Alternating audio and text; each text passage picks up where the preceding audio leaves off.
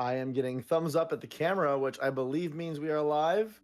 So, as is custom, I will wait to see someone say in chat that they can hear me, and then we will get started. This is my favorite part of the stream, the intro section where I just talk to myself. Hey, people can hear me. Hello, everybody, and welcome to DevStream number 5. We are back talking about Expeditions Rome today. We have Jonas again with us. Hey, Jonas, how are you today? Yeah, hi, I'm glad to be here again. I've been very excited about this one. We were You on, are. huh? Oh, go ahead. Go ahead. Oh yeah, we were on vacation for a couple of weeks a while back, so it's really good to be back in the studio and hammering at it. I was working a bit over the vacation, but yeah, it's good to have everyone back in the studio. I see you are sporting the brand new swag that I'm quite jealous of. Yes. Yes, I picked this up as well over the vacation. Yeah, it arrived, I think a week before we went away. So yeah, it's cool. I know that supposedly mine is in the mail, so hopefully next stream I'll be able to join you on that. That shirt looks badass. I really like I it. hope so as well. Yeah, I like the red Yeah. one. We got another one as well, but this one has the actual name, so I decided to wear this one. Oh, I don't think I've seen the red one actually. I think I've only seen that one. Okay, well, I think you're getting one of each, so you can choose. Oh, sweet. So we'll have to coordinate so we don't wear the same one. Yeah. Like going to a Well, party wearing the same thing. sure, like a couple that shows up, yeah. Yeah. Dressed the same. It's awkward. Awesome. Well, we have a good conversation today. We're talking about metagame, which is always a fun topic. It's the grander things, and we have a lot of metagame stuff in Expeditions Realm to go through, so we had to kind of chunk it apart into sections. So today we'll kind of talk about a couple of different things that are more larger scope. We'll touch on a few topics, but the main focus is going to be on the Legion battles, which we got some questions on our community site today. We'll be able to go through, which is super exciting. As you can see down in the, and if I point, I think it's on this way. We have community.expeditionsseries.com, which is the website that you can go to plug into the community and read our dev diaries. So Dev Diary 5 was posted earlier this week, and that'll give you a chance to see and read in more detail some of the things we're going to talk about today. But we'll go through some extra stuff. We'll talk about a few things. So welcome everyone, and I think it's going to be a fun stream. I'm excited to dive into metagame. Yeah, it was a big one this time. The dev diary. I realized that as I was getting through it, I had to cut down a bunch of it. That's why we ended up also splitting it into two. Yeah, I remember when you sent me the first draft, and you're like, "This guy is already a monster, so I may need to cut it here." And yeah. we renamed it midstream. It's like, I'm still kind of writing. Should I just stop? Yeah. So, I mean, for people that don't know, what do we mean by metagame? What is that? I know it's I'm not saying it's like a developer-y term, because I know a lot of gamers do know what it means. But for those that may not, what does metagame mean? How do we define that?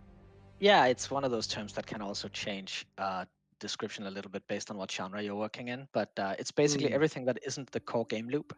So if you can think of, like, if you're trying to describe a game to someone, you can ask, like, what do you do second to second, what do you do minute to minute, and what do you do hour by hour. And the meta game really is about what you're doing hour by hour. In this case, you're making decisions about your character progression that will take you all the way from level 1 to level maximum. You're making strategic decisions about how you want to conquer the regions and so on. So it's all the sort of grand scale game length decisions that you're making. So I wonder how many people in chat knew that. I'm kind of curious if it was that a new thing for you to learn, or is that something that many of you already knew? Did you already know what metagame was? You can respond in chat. It'd be great to just know how educated our audience is, right? So what would, as an interesting counterpoint, what would be our core game loop, so we can kind of separate between the two? So the core game loop, there's a couple of different layers to the game. There's combat, where the core game loop is all about, selecting which skill to use on which target, trying to clump up your enemies, trying to maneuver your own people to get them into the positions you want, and figuring out how to go for the victory conditions and how to keep your people alive, how to split your attention between, here's what I need to do to win the mission, here's what I need to do to kill enemies and not die myself. Outside of combat, the core game loop would be navigating the level, looking for loot, talking to people. Then in dialogue, you have, picking dialogue options, deciding how to treat someone, how are they going to respond to what you're saying, and all these kind of things. Yeah. That would be the second to second and minute to minute kind of decisions that you're making. You're talking about dialogue, and we already, the third comment on today's stream is already a big Fosse fan. So I don't know. It seems like Fosse is just like he has fangirls and fanboys that show up on these He's streams got and his talk own about it. little fan club that follows him around and comments on everything I he's know. doing We on need to it. have It's like great. the Fosse fan stream, I guess. I Yeah. didn't realize it was such a big thing, but maybe we were doing this wrong. We should just. He's a whole celebrity, I guess, national celebrity in Turkey. He runs the whole Turkish game. Yeah, that's right, the Turkey Star. So when it comes to ours, I guess what you're really talking about in the bigger picture stuff, we have like leveling, exploring, the war count we've talked about. Those are all kind of falling into that metagame category versus kind of that turn-based combat or kind of that specific. I know in the dev diary you called them like self-contained features versus features that kind of extend across multiple arcs of the game experience. Yeah. Obviously, one of our goals when designing any game, but especially an expeditions game, is to make sure that everything connects to each other as much as possible. So each of these self-contained systems, they're not as self-contained, right? Because they are informed by the metagame, and they also talk to each other to some extent. But you can think of them as little bubbles of content that mostly, like when you're in combat, and you don't need to worry about anything else. But what you have access to in combat, of course, is very much informed by the decisions you've made in the meta. You get which skills you have, which weapons you have, what kind of injuries your characters have, and sometimes the combat begins in different ways depending on what decisions you made in dialogue and so on. So it's never as simple as it sounds when you try to dissect it from like a game dev's standpoint, right? Absolutely. Yeah, Yak Truck 123, Sir Falwick, welcome to the stream. Join the Fosse fan club, I guess. Maybe we need to get like hashtag Fosse fan club t-shirts as well. So the you broke the theming of this metagame conversation into two kind of main parts, which are character systems and world map systems. So what do we mean by, and I mean, it may be obvious, and if it is obvious, chat, tell me and we'll move on really quick. But what do we consider character metagame? The character systems would be anything that relates directly to the progression of your own character throughout the game. This is the package of features that most people think of when they have to define an RPG. Like if you ask someone what is an RPG, what are RPG mechanics, they will mention leveling up, buying skills, finding loot, upgrading weapons, deciding a loadout. Everything that's basically about creating a build of a character that grows in power and complexity throughout the course of the game. And you see this fall into that era too. Crafting is one of the features that really straddle the line between the two, this sort of very artificial divide that I've made just to be able to write this dev diary in less than like 8 pages. Of course, there's a lot of interaction between the two sides because it is kind of an artificial division. But crafting does belong to the kind of world map feature set, but it is a hard question, guys. Look at that. See, I'm already challenging him. He's like, Yeah, I would classify it as a character progression system mainly because it does allow you to upgrade items, craft new items, and so on that are specifically to progress your character. So on the world map side, then we're talking about some of the bigger things like the war camps and the legion system and what else kind of falls into that world map metagame? The entire structure of the game is built around military campaigns. So the overall narrative is that you're a Roman commander on a campaign of war, and so all of the features that we have relate to that somehow. It's about the different regions of control on the world map and how you move through the world map, how you gradually eat up all the enemy sectors until you control the whole thing. Your legion itself, managing it, recruiting replacement legionary for it when you've done poorly in a fight, or when you've done quite well but it was an expensive victory. Then there is the outpost upgrades themselves, as we also mentioned in the dev diary. So you have this camp that your legion sets up every time they stop somewhere. Like there's these strategic locations you can control, and when you visit that camp, it has a bunch of buildings and so on that you can visit. So in high level terms, it's all of these systems related to the strategic conquest of each level or each campaign. Yeah, and I know that we have some video playing right now of some of that world map gameplay.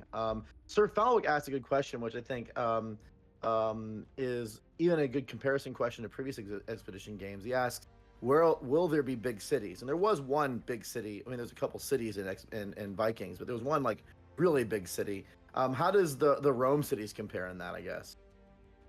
They are roughly the same size. So geographically, I haven't compared in a while actually. They feel the same size. I'd say we have more of them, and they have a better distribution of content, in my opinion. Like that was a bit of an issue with. I think you might either be thinking of York or Ribe in Viking, Yeah. and there was definitely a difficulty with creating enough content to fill those big levels.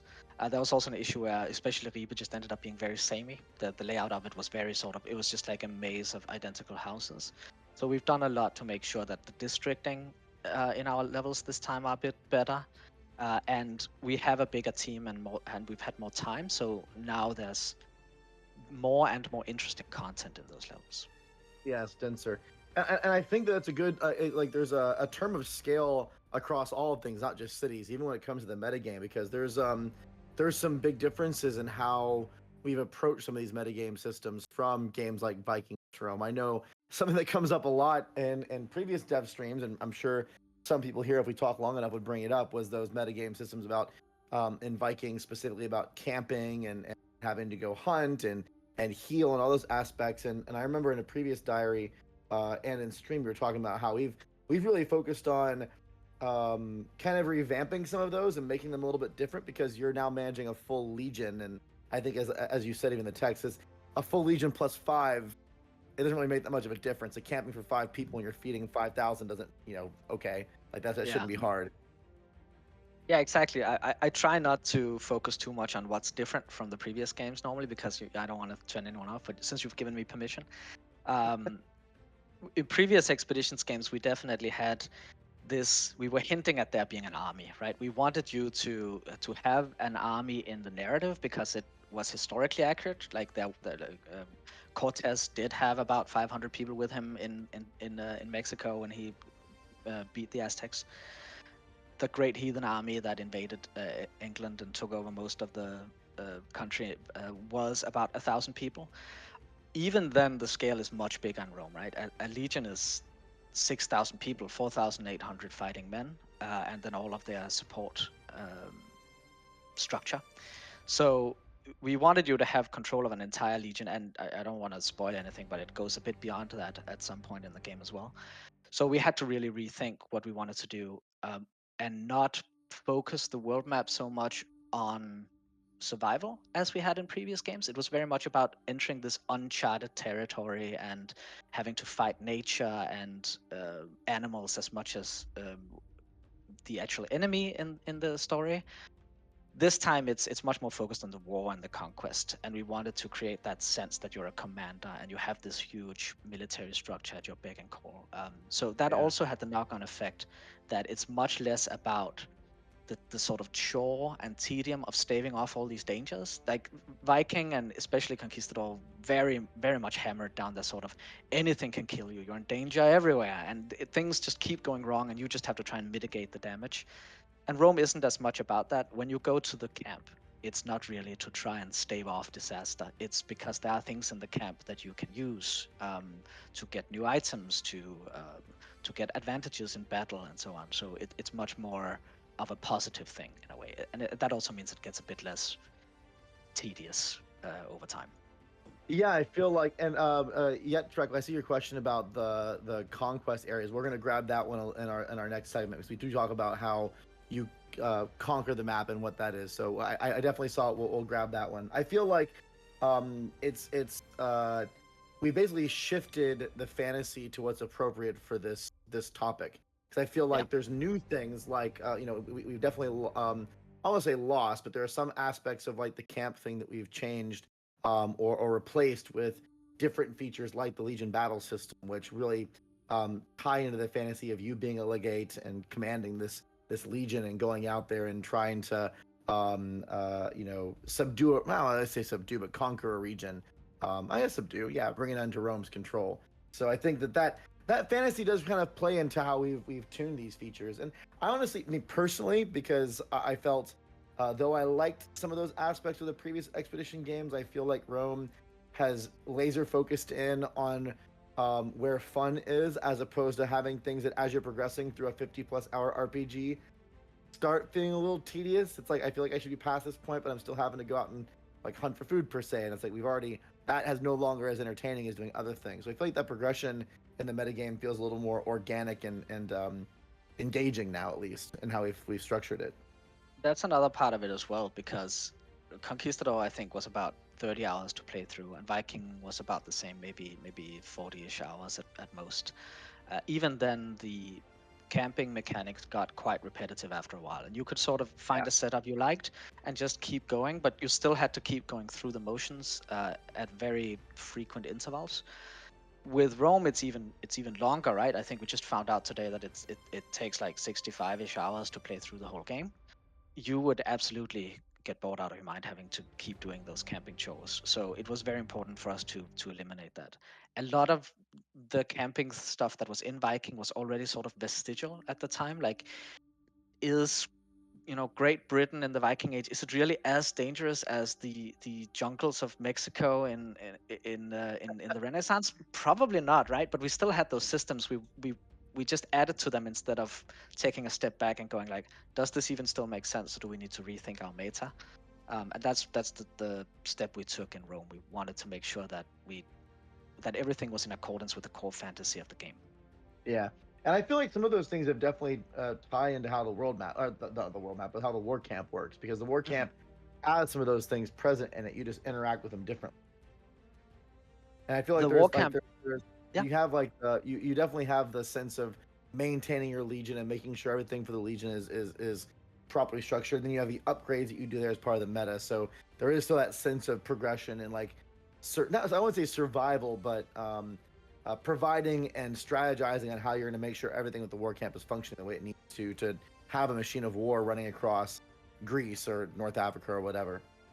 The war camp is very much a direct evolution of the homestead system in Viking, where we wanted to give you the sense that you had a home base, that was the reason for you to go out and raid and pillage. You wanted to bring riches back to your village, so you needed to actually see the effect of that.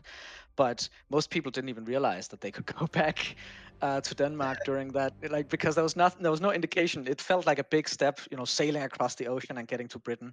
There was no indication that actually you can just go back anytime you want. Like, it wasn't really signposted very well. So this time you bring that with you. Like, you always have the outposts following along with you as the Legion moves. As long as you keep the Legion moving, then the outpost is wherever the Legion is, and you can return to it.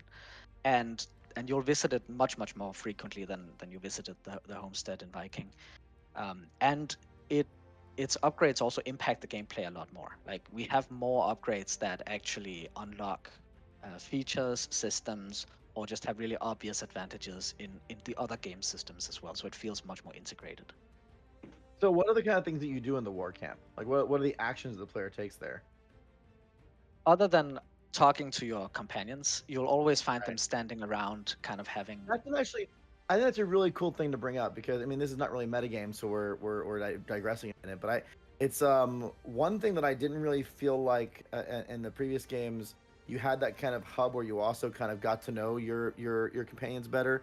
I mean, I'm just gonna name drop another title. Like, I feel like the war camp in Rome feels a lot like the Normandy does in Mass Effect, where you actually go back and you talk to people and have those conversations, and you feel like you're getting to know a little bit more about their backstory, and you feel there's functional reasons to go back. But when you go back for those functional reasons, there's also narrative and kind of character development reasons, which I absolutely love. I think we're trying to add more. We'll see if we do. But like, I love that aspect of enrichment in the narrative. Yeah, the Normandy has been a touchstone for us. Please don't sue us, Bioware. But I've also had a lot of fun, like, creating little encounters where people come to you in camp. Like, when you visit camp, maybe there's someone who showed up to talk to you about a specific thing, and you have to make a decision, or somebody needs to seek an audience with you, essentially, as you are kind of the military authority in the area. So there's a lot of narrative going on there. There's also a lot of little overheard conversations as you walk around and just listen to your soldiers, what they're talking about. They usually they'll be commenting on new buildings you've added, or progress you've made in the main storyline, or talking about your companions and interesting things that they've done. So in addition to all of this narrative content, As I digress, sorry, go ahead. No, it's cool. I mean, that is also one of my favorite things about the Outpost. But it does have I'd be gameplay. curious how many people of the people in chat who played Mass Effect, how many of them went back and talked to everybody every time between missions in Normandy, and how many just like, nah, I'm gonna keep going. Yeah. I know what kind of player I was. I was actually very, very, very self-disciplined to try to talk to him in between every single step. I want to hear every story that I could. Yeah. But you are extending the tangent, Brad. Sorry. It's fine. So you can replenish your items, for example, like when you spend your tactical items, they kind of deplete. You have to come back to camp to get those charges refreshed. You can craft new items for yourself, obviously. When you build certain buildings, you can start developing, I guess we should say, new stratagems that you can use in Legion battles, which is something we also touched on in the dev stream, in the dev diary. You can leave someone behind if you build baths. Sometimes, if you make certain decisions, followers' morale might drop a little low, like their approval of you drops because they feel like you're not aligned with their values. If you want to keep them around instead of just dismissing them and replacing them, you can send them to the baths to rest and recuperate, and gradually their approval rises again up to a certain point. Like there's kind of a limit to how much you can replenish there. And of course, it's also where you come back to recruit new Praetorians if you lost someone, or to replenish the manpower of your legion, which costs you money. You have to recruit them, but so that you can keep your conquest going. This is just some of the examples. Yeah, I feel like it really does become this kind of extension of all those different systems, because you have like you said, earlier on, the narrative system is self-contained in a sense that the decisions you're making when you're talking to someone are about progressing the narrative and the plot right then and there. But to the point where everything connects to like a larger metagame feature, some of those decisions impact the morale of your partners or Praetorians, or your friends, and you may need to be like, hey, just go have a vacation for a couple days, like go take some time off in the bath, and that's where it sequences into that war camp metagame. And I think that it's a very, if it works well, it feels very natural and organic, but it is a very conscious decision to try to find connecting points between the core loops and how it drives purpose to those bigger systems. As designers, it's a very interesting balancing act. So it's like, it doesn't seem, this is punny, it doesn't seem campy, like it doesn't seem contrived, but it still does have those ties together. Yeah, it can be very difficult not to make it feel contrived, but I think it's also part of what makes this kind of game so difficult to develop, because it comes together quite late. Things didn't really start to come together until I guess around half a year ago, and then you could see all of these systems were finally in place, and things started to make sense. Parts of the gameplay that just weren't playable before because an entire system was missing suddenly came into focus. So it makes things a lot more complicated when everything has to be interconnected in that way, and it makes the dev diaries really long when you have to write about them. Yeah. By the way, DJIS my good lord, Digsmay 69. I don't even know how to pronounce your name. I'm sorry, but yeah, we can't talk about ME3's ending. That's like, there's some topics you just can't talk about, and that's one of them. Maybe if I ever meet you in person, we'll talk about it, but not on stream. We strive to do better. Yeah. Isma. Okay, perfect. Yeah, but yeah. So we're gonna move on to Legion battles. I'm gonna grab one random question that I think is very applicable to what we were just talking about. So, Sir Thalwick, who's nailing the questions by the way today so far, asked if we can upgrade our soldiers, our Praetorians. Like, is there a way to progress them? The legionaries in the Legion are more of like a resource, and in the sense that they level up, it's that the Legion gains experience, and experience counts towards your strength in battle as well. And you can actually spend experience as a resource as well. Like if you use your Legion a lot on missions that aren't really battle, like they're building infrastructure or diplomatic missions or whatever, they will lose some experience because they're not really actively fighting.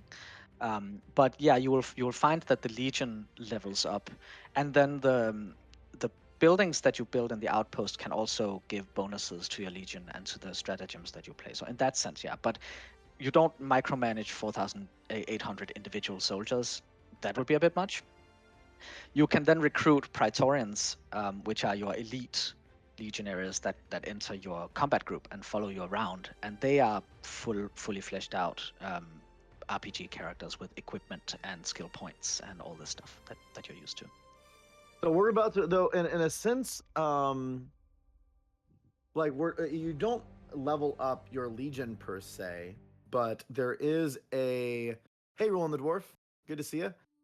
There is, and we're about to talk about legion battles specifically. There are functional stratagems, we call them stratagems, functional things that you get that you can deploy during legion battles that you do progressively get more of or better versions of as you go on. In a way, it's an abstracted leveling system in the sense that you're not like leveling up your legion from like level 3 to level 4 and unlocking all this stuff, but your legion does get more proficient and gets more complex ways to approach a battle, and that opens up more options. So which I think is really organic. I think it's kind of cool that you're basically just studying and getting better at doing war, and as you're doing that, your options in war expand. The stratagems are quite cool, yeah, I think. They are slightly randomized to sort of represent the unpredictability of war. Like some stratagems are just not applicable in some situations. Obviously, they might depend on the weather, the layout, the layout of the battlefield, right? The behavior and makeup of the enemy army. So you get a certain number of stratagems to choose from each time there's a choice in battle. And these stratagems are from a pool that you can influence to some extent. You can add new cards to it. You can upgrade the stratagems that are in there as you level up your workshop. So yeah, you will find that your options improve and also become more. They gain extra effects that make the choices a little more nuanced. And you have to, in the end, kind of decide what kind of tactics you want to deploy, like what kind of strategic, because you have to choose between which upgrades to pick when you level up a stratagem. So do I go for the one that will boost my legion's morale so that I can maybe burn that morale in other contexts, or do I want to like make a very defensive kind of strategic makeup, or do I want to go for a more aggressive attitude and so on? So it sort of changes the feel of how your legion behaves in battle. So we're talking around some of these aspects that are tying to Legion battle system. Let's just dive right into the details. Yeah. So I think it'll add a lot more clarity when we talk about the context here. So first off, I mean, this really starts with how the world map is set up, because these world maps are broken into different regions, and you know, it's I guess the Legion battles are really important to the progression of the game, right? I mean, that's part of how it's structured. It is. The main story even hinges on your progress on the conquest. As you complete your sub goals in conquest, like as you conquer more and more regions, you are prompted with the main quest. Like you might get a messenger inviting you to do something, or a new opportunity opens up. So it does frame the main story in a way. And as you say, the world map is divided into all these different regions. At the beginning of a campaign, all of the regions will be hostile except for the one where you gained a foothold with your legion. And you can only attack adjacent regions. Each region has different resources that it can supply when you take it over. You then have to send your legion to secure these resources. So it does matter a little bit which way you take through the world map. And then once you've conquered all of the regions in a certain area, it triggers a siege, which we will get into in a later dev stream, I think. Yeah, siege is a whole different thing. YetTrack123 asked, do you have a limited time for conquest, or can you just have do that? We have heard you. You do not like timers. Loud and clear. There is unlimited time for conquest. But of course, if you just sit idle, the enemy will attack you as well, and you'll get options for how to deal with that. In a lot of cases, just a matter of making sure that there's a legion where the attack will happen to defend that region. But there'll be extra little things that you can do to give that legion some bonuses, some defensive bonuses, or sabotage the enemy army a little bit. But the enemy is not just sitting there waiting for you to steamroll them. Yeah, that's where that kind of ties to YetTrack's question earlier about areas that you've conquered be lost, and can the enemy retake them? And the answer is absolutely yes. I mean, there is a little bit of a tug of war. Obviously, they're not super aggressive. We want the player to progress. It's not like a it's really more of a motivator, so you don't just sit still. But there is some gameplay there around like being mindful of your territory and making sure you have it in play. But this really ties into a broader question that I think is really important to clarify, which is not really when you look at the map and see all those little nodes and everything, you almost get this sense like it's like a 4X kind of game where you're expanding and taking over territories. But that's not really how it works. I mean, there's a little bit of sprinkles of that, but it's different. It's more like a frame for the RPG, right? It's a way of representing the strategic decisions and the Legion command, but it's not the main focus of the game. So it is it is much more streamlined than you would expect from a 4X game. There's not like, you don't have to read 1,000-page manual to work this stuff out. It's fairly straightforward in the end. You'll get the hang of it quite quickly, I think. But and still, even then, I think Isma made a comment, which is this is a good example where we kind of simplified things because it's not the main focus. It's a metagame system. It's not the core game. It's really just you versus one side in each of the regions. You're not like having different factions you're trying to fight against each other. And I mean, though that sounds interesting, and I think actually that we talked about some of those layers of complexity at one point in time, the game is really about the core mechanics are about that turn-based gameplay and the narrative decisions you're making. And if we just kept on adding more and more core gameplay, then the game would just, it's already massive enough as it is. So we did make some decisions here and there, like, no, this is fun and it makes you feel like you're controlling an army, but we're not making civilization. We're not going that far with it. One of the things that one of the decisions we made early on as well was we wanted to avoid this cliche almost RPG dynamic that Viking very much fell into, which is you end up working for everyone else. Like, you show up as this band of rampaging Vikings, and your first order of business is walk up to the Northumbrian king and basically ask, "Is there anything I can do for you, sir?" Right? Not really what you'd expect from Viking raiders, but it's how RPGs work, right? Oh, where is the quest giver? Click on him, get a quest. We wanted to avoid that with Rome. We wanted to make sure that you're working for Rome and for yourself. You're a commander, and the quests come from strategic opportunities. They're suggested by your people, and they just arise naturally out of the progression of conquest. So you won't really be, you will be working with factions in the local areas. Like, you will be allying with certain tribes in Nasamones, for example, to kind of get them on your side, get access to local resources you might not otherwise have. But you're not going to be taking quests from them. They're not going to be dictating the course of your war, right? You're Roman and you're there to conquer. And that also ties that's a really good point to clarify, because I know someone was asking about like I'm not going to talk too much about this, as it is kind of a spoiler kind of topic, but your progression through the game from like starting off as kind of a sergeant or a lieutenant to a legate, and then honestly eventually to becoming more than a legate, but I'm not going to say too much about that. We wanted the player to feel like they were that powerhouse. You're a Roman leader with an army at your back, and the world fears you to a certain degree. So just going to a guy and being like, "Hey, want me to go like find some cherries to bring back for your cherry festival," whatever it may be, that sounded kind of lame. It's not like you should be the one at least somewhat driving those decisions, not just like doing spoken hub quest kind of experiences. That was one of our main rules when it came to writing side quests, especially, is they would always talk to you about things where you would go to the general of an army to get help with this. So nothing in terms of, oh, my rival merchant is pissing me off, go mess with his stall, right? That's not something you ask a general to do. It's more like almost says here, he's like, "Hey, I know the ravenous cannibal horde is coming, but can you please get the cat out of the tree for me for a second?" Like stuff like that is it feels a little contrived.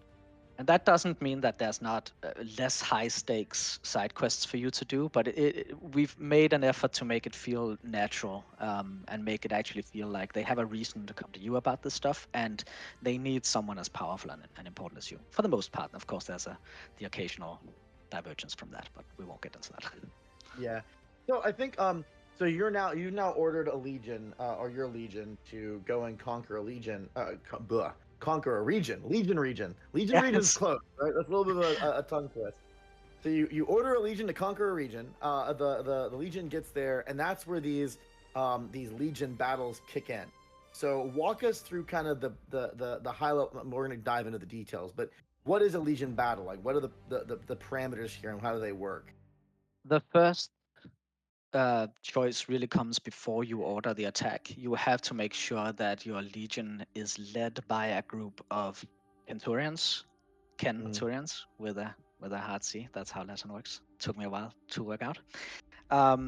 You can have 4 of them assigned to the legion at a time, and each of them has a specific character class that would also have come out if you had recruited them for your Praetorian party, and instead that would have been their combat role. But in battle, it also affects their performance. You'll find that certain classes create slightly different effects in battle, and some of them also have specific perks that make them better suited to be in charge. Like they might give you better defense, or they might give you fewer injuries among your legionary.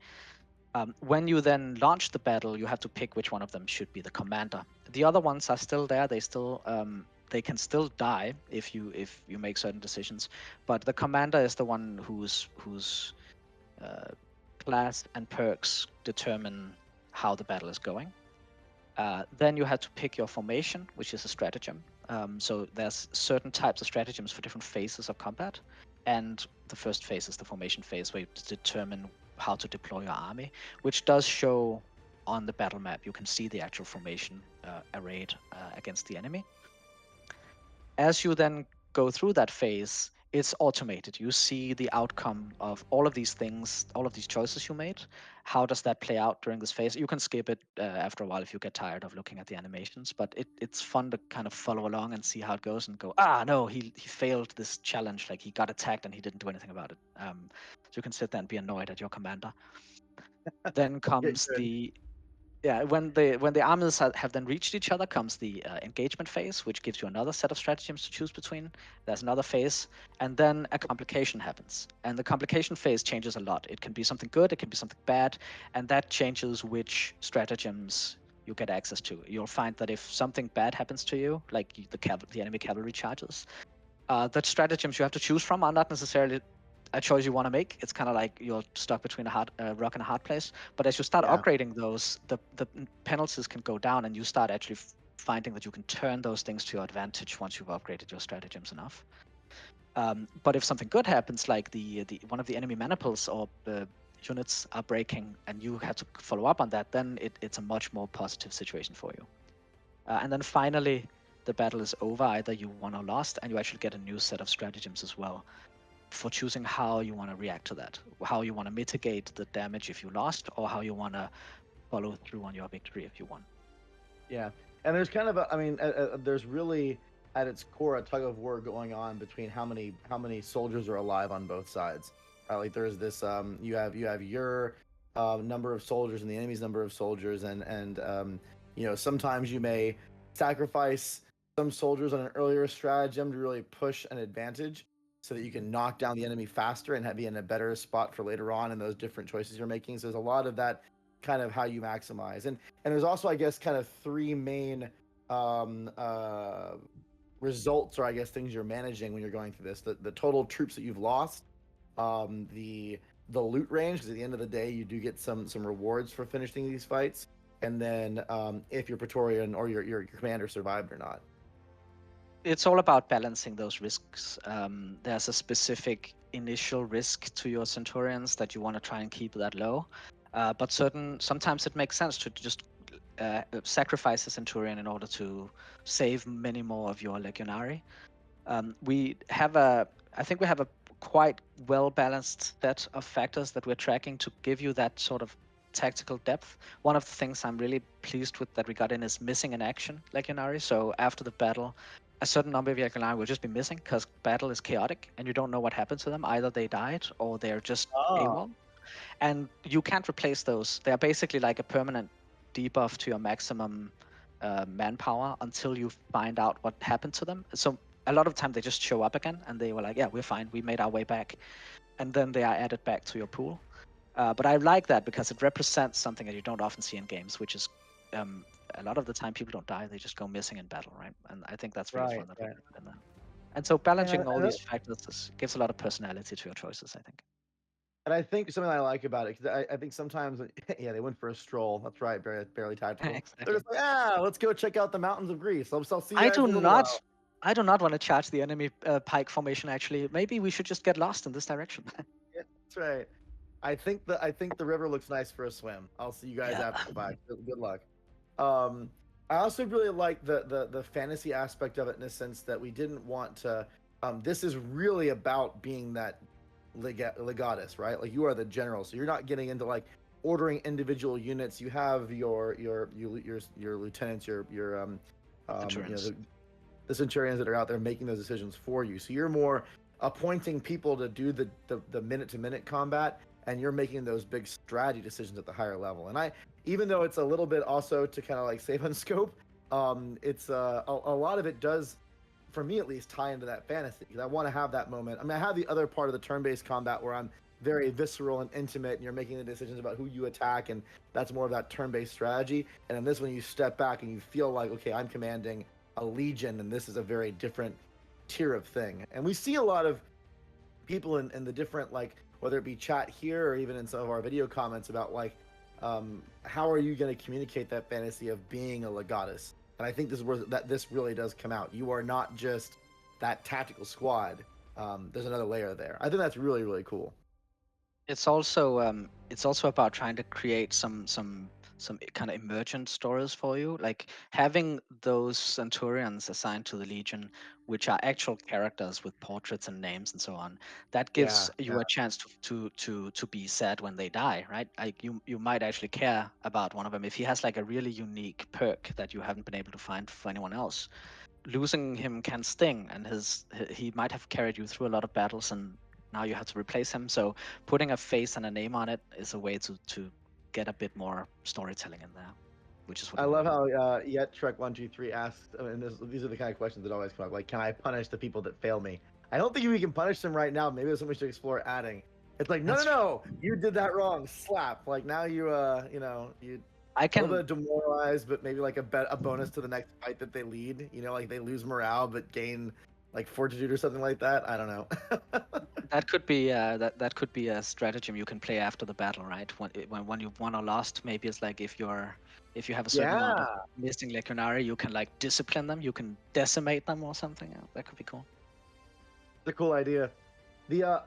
So I feel like there's another point that we need to clarify, which is that we've talked about this before. You have your core companions, and they're named characters that are. I mean, everything is fully voiced, but they're uniquely voiced, and they have a very comprehensive backstory. Your companions can't lead these battles. These battles are led by the Praetorians that you're recruiting, that you're growing, and you can use those Praetorians in turn-based combat too. I mean, they have, like Jonas mentioned before, fully fleshed out character sheets, and they can have equipment and everything.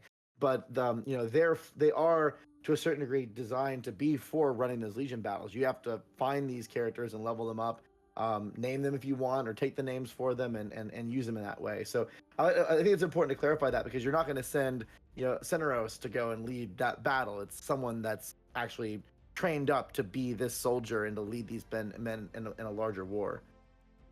I don't want to go on too much of a tangent here either, but I think it is worth mentioning as well how these Praetorians, non-companion Praetorians, we call them, is a little unwieldy, how they generally tie into the game. We've always had the opportunity to recruit these less story-driven characters. In Viking, they were called mercenaries, but there wasn't really any incentive to use them in Viking. You could manage to find you always using your companions. In Rome, as part of the conquest system, once you've taken a region, you have to pacify it. Pacification can be a legion mission, where it's just you send your legion to go and you're opening a can of worms right there. That's a whole different topic. Yeah, I won't go into too much detail on it, but sometimes you have to send one of your companions in charge of some generic Praetorians to handle that. So that means you have to pay attention to these guys. You have to actually keep them leveled and give them reasonably good equipment so you can make it through those pacification missions, because you just don't have time to go with your elite Praetorian party and handle all these things yourself. Yektrek, he is full of gold today. He or she, sorry, I'm not sure which, but he made a comment that says, "They will be more afraid of me than of the enemy." And Burly Tactical responds back and says, "Spoken like a true Roman leader." So I almost feel like, and I mean, not that I'm trying to scope creep here at this point, but I mean, you should be able to punish a Praetorian. Like, I can imagine you coming back and being like, you know what? This guy has failed me as a coward. I'm going to massacre him. And all of like the fear mongering trait goes up. So all the people that like that stuff get excited. The ones that don't. And you get a temporary boost to your next Legion combat. But you also lose like a lot. There's an interesting like tug of war where it's like, am I playing the fantasy of the Legatus who everyone is just terrified of? And like, I'm making all those hard decisions. Is there a way to also, I don't think we've actually done that very much. I wonder if there's opportunities there to inject some of that ruthlessness into how you manage your Legion. The Legion does have a morale stat that tracks how pleased they are with how things are going, basically. And using that resources, another part of making these strategic choices.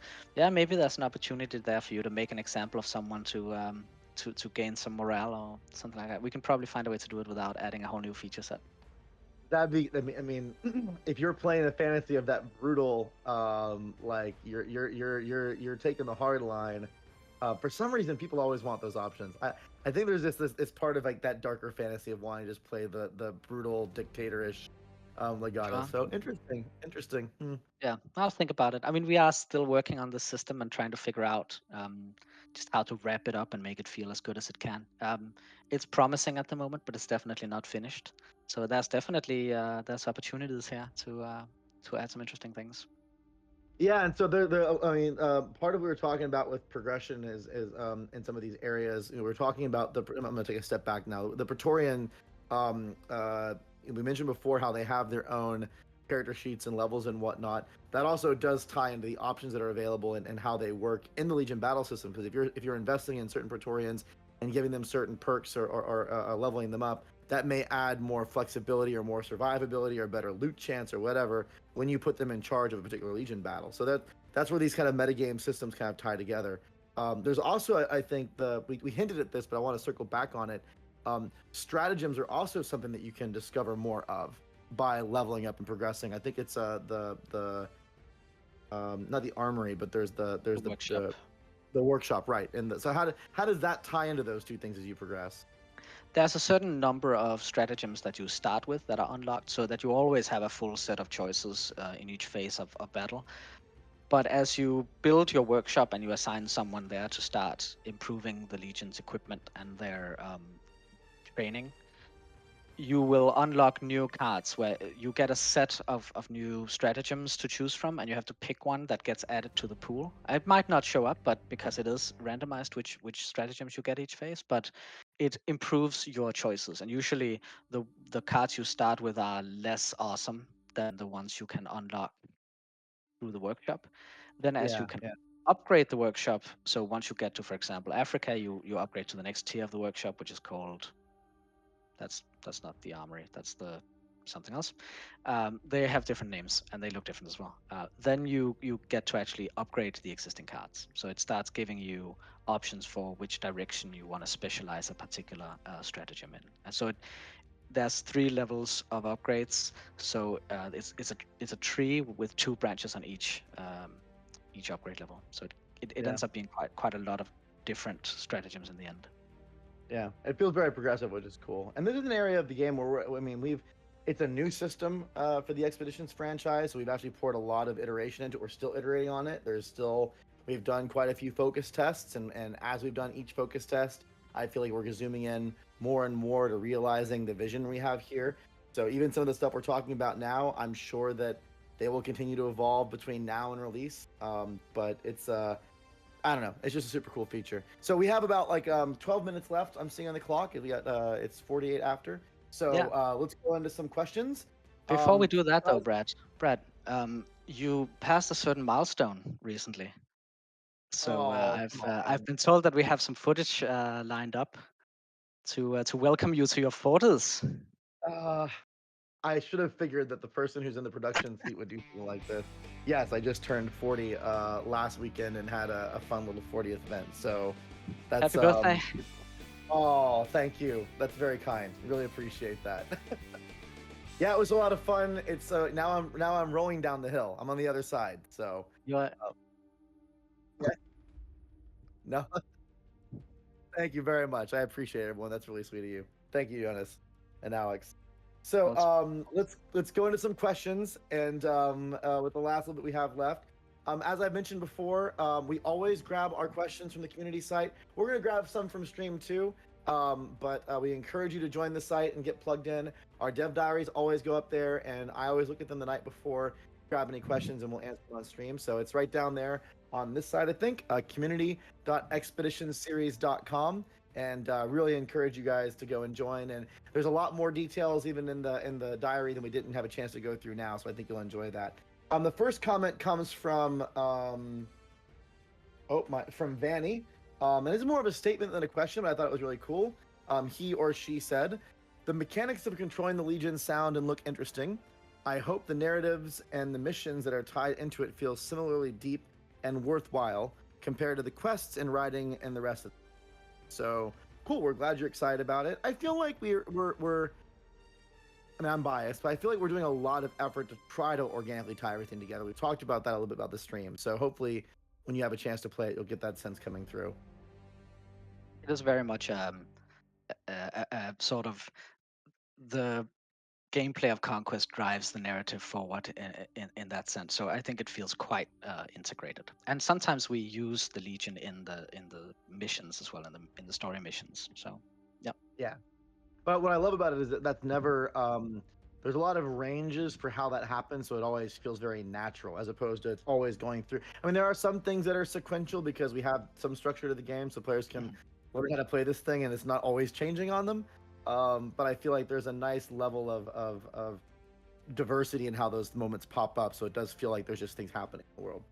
Yeah. Another question that came from our community site is from Som. Som's had a number of questions. I can't answer all of them. I'm going to grab a few. We talked about this a little bit, but I'm going to just highlight it. He or she asks, "Does our Legion gain experience over time? If yes, how so? Do they level up? Do they perform better in combat? Access to better equipment?" I think we've talked about this in a few different ways during the stream. I think we've pretty much gone over this. Yeah, there's an experience stat which has no upper limit, I think, so it can just keep growing. If they sit idle too long, it goes down again. And it is pretty much added 1-to-1. So 1 point of experience equals to one legionarius, meaning when you're very experienced, you can take on an army that's like 2 or 3 times as numerous as you are and still beat them because your people are that experienced. And then, as you mentioned, the stratagems are in a sense the institutional memory of your Legion leveling up as well. They gain access to more complicated maneuvers. They get more benefits from the maneuvers because they know how to execute them better and so on. So that represents the progression of your people. Yeah. He also asks, he or she, and this is about, I think, the narrative part where it's like, are our Legion's accomplishments sometimes discussed in the narrative?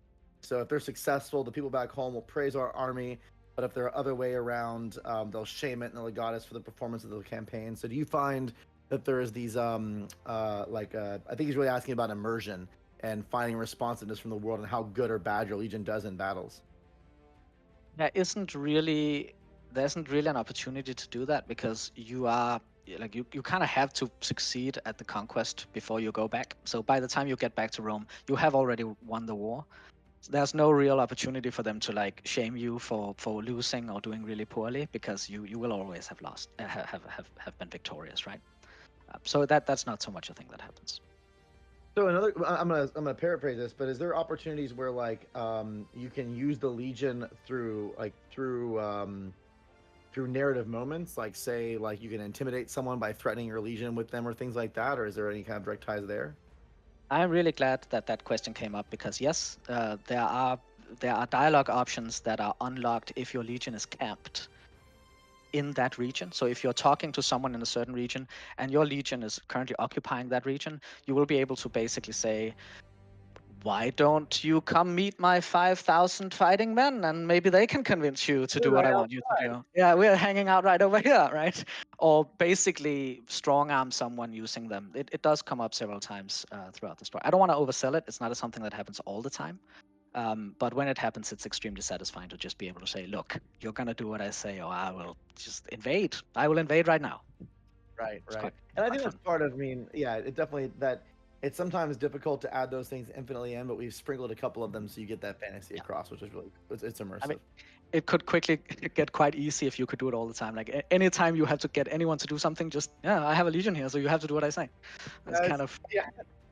overrides Well, anything else. that is very Roman, though, isn't it? I guess it kind That's of does. true.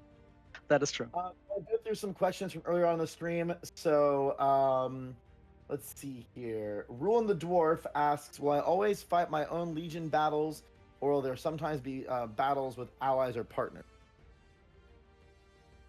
There are allied legions in some of the campaigns which can move independently of you and do their own stuff on the world map as well. I won't get too much into it. They behave differently depending on the narrative context, but you'll not always have to do all of the conquering yourself. That said, Legion battles, the feature is designed specifically to be a 1v1. So it's one side versus one side. You're not bringing other sides into that battle and having different dynamics. It's a cool idea. Maybe if you guys all, if Rome is incredibly successful, we can expand Legion battles in a DLC or something. But for this version, it's really just 1v1. Sir Followick asks, "Are there any prison systems in the game?" It's not so much a system, but you can capture certain characters after particular battles or combat encounters, bring them back to your camp and interrogate them there. It's a story thing. It ties into the quests and it ties into the decisions that you make about how you want to treat these guys. Sometimes you have to make that decision during combat.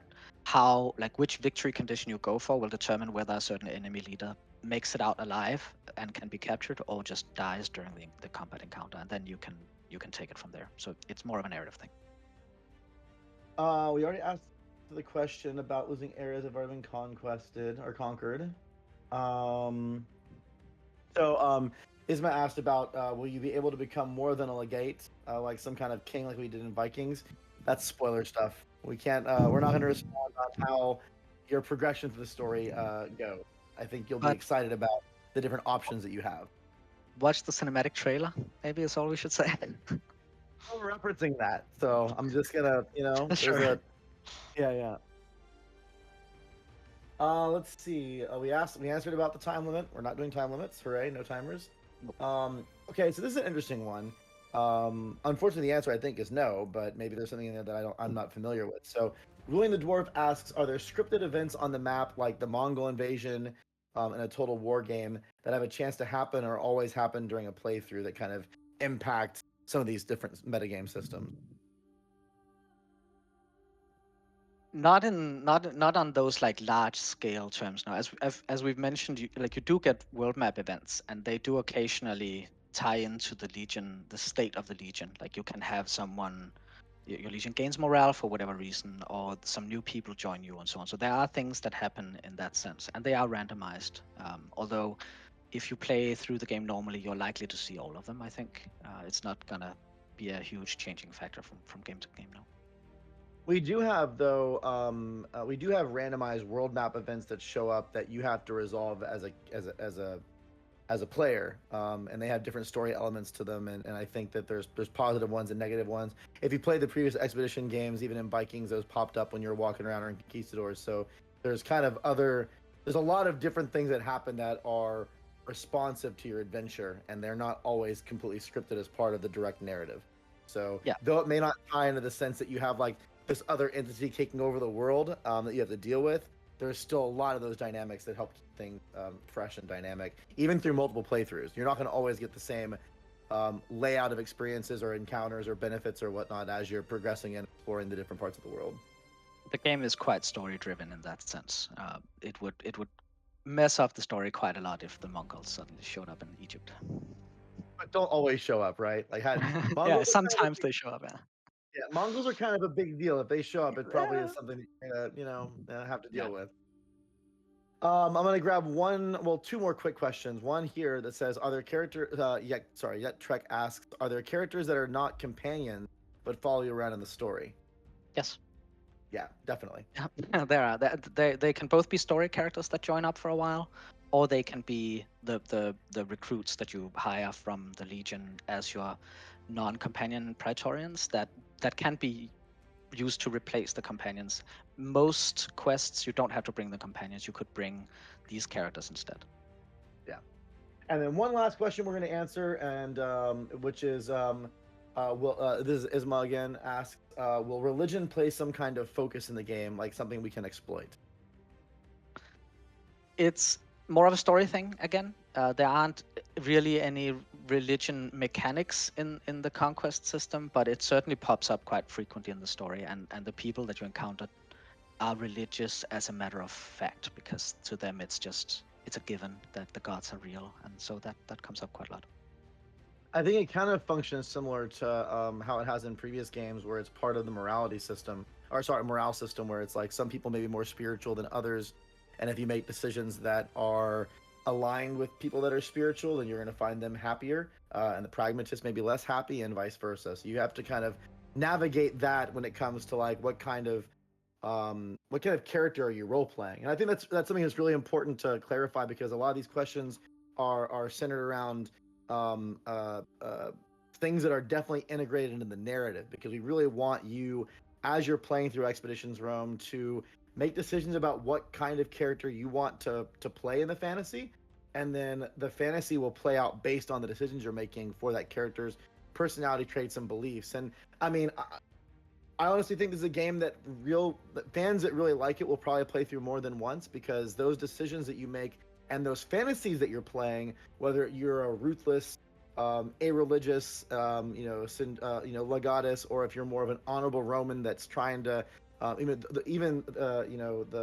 talked about before, the male versus female hero, they all have a dramatic impact on the story, the encounters you play, how the encounters are laid out, what decisions you get to make, and lots of different elements of the game. So though there's not systems around that, which may sound like it's not present, it absolutely shows up many, many times in the narrative, as lots of things do, and you have to make those choices based on the kind of character you're pretending you're fantasizing to be, which any good role-playing game should have. So